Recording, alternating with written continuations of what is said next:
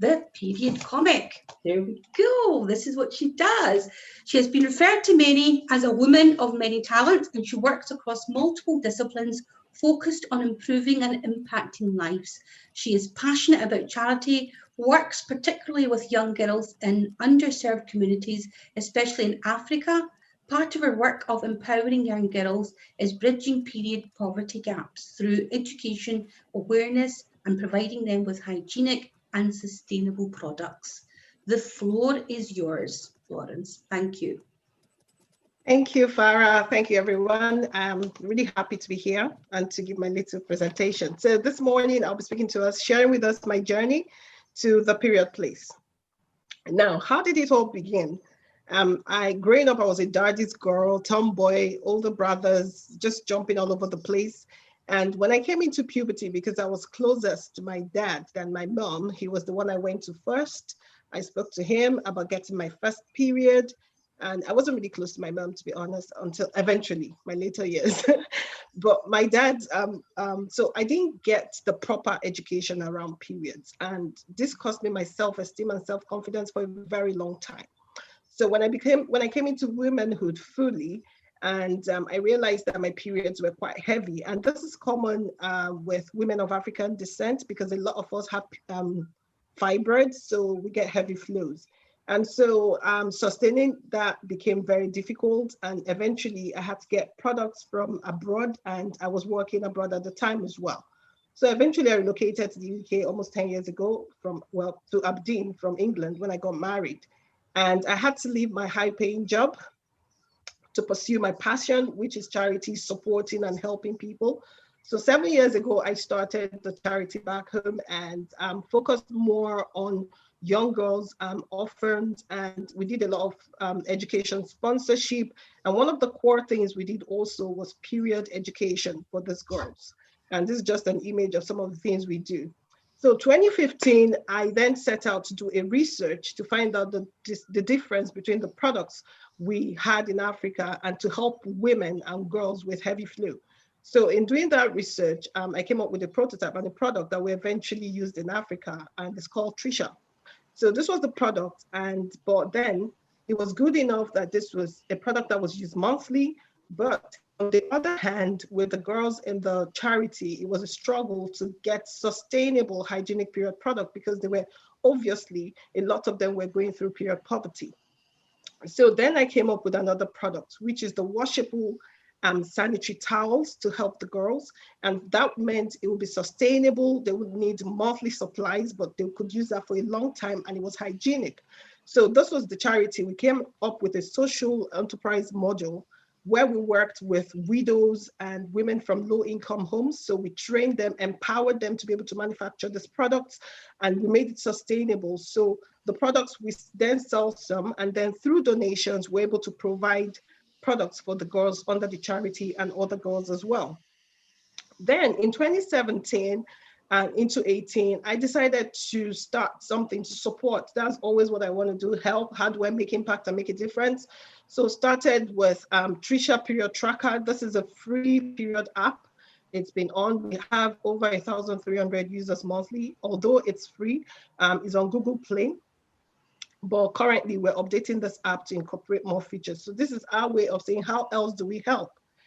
And so 2018, late 2018, I got the brilliant idea to bridge this gap around period poverty, because one of the strands of period poverty is education and awareness. Going through my journey, speaking with a lot of moms who have girls that were preteens, and were really having this problem as well. So I wrote this book, The Period Comic. And this book is an illustrated book. These are some of the images from the book. It's a girl's easy guide to puberty and periods because it has all these fun things. It's a story, girls can relate with it. And so far, launched December 2019, we have over 4,000 people, 4,000 girls who are using this book. This was me book signing Trinity Center, Aberdeen, December. And I then started doing some school tours. This was in Aberdeenshire early this year before the lockdown. But then once the lockdown started in March into April, we began to think, for me, it was more like, it was a really difficult time for a lot of parents and young girls. And of course, puberty does not understand pandemic. So we thought, how can we support the community? So then I put the book up for free reads on Amazon. So this is what we had from Amazon. The first month in April, we had over 14,300 pages read for free. And this has continued to grow. So if you look at September, this is September, we had over 16,800 for free reads on Amazon. So this went on to validate the idea around period poverty and period education. For us, this was the evidence we needed to see that indeed this is a need and there is a gap. So looking at UK data as well on period poverty, we could tell from, this is 2 years ago, 1 in 3 women in the UK, from the research that was done, not by us anyways, experienced period shaming through bullying, isolation. And UK, they said 35% of women surveyed said they were embarrassed when they got their first period. 24% felt confused. And early last year, the Scottish government has started doing a lot about providing access to period products through spreading good practice and also to tackle the stigma around periods. So there is a lot of survey for the UK out there, households who can afford period, to emphasize that there is indeed period poverty. So this is one that was done in Leeds by Plan International UK. They said 1 in 10 girls aged 14 to 21 can't afford menstrual products. And so it goes on and on with all this data. It was more the validation we needed, and with our own, to know that we needed to birth something new. And that was how we came about the Period Place. Now, our mission, the Period Place is a non-profit community interest company. And our mission is to be a safe place for all things periods, from education, awareness, products and services. So we support people from low-income homes who suffer period poverty. And one of our goals is #1 million voices. What that means is taking period education to 1 million girls. We are ambitious. We believe we can do this by 2023.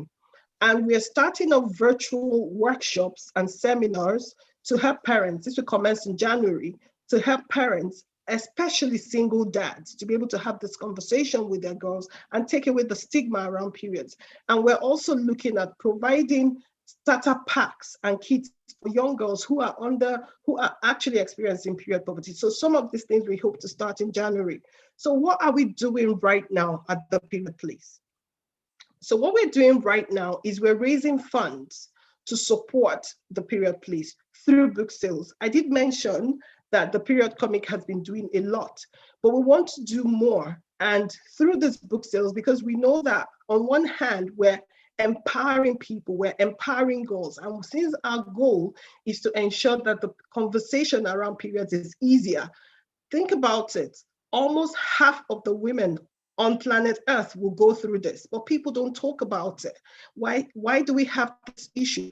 So we're trying to raise funds, and through book sales, we're hoping that by December, we'll be able to sell 1,000 copies of the book. And in this book, we now have 3. There are actually 3 books in the whole series. So there's the journal, period journal, and positive affirmation journal, which is, there's only one me. Then there's Period Comic too. So right now we're raising funds through book sales, and that's our website there. So the other thing we're doing right now as well is creating awareness through podcasts, speaking, collaborations, which I don't have the time to mention. There are other charities we're collaborating with and we're speaking with to see how we can continue to promote the awareness around period poverty and support people. So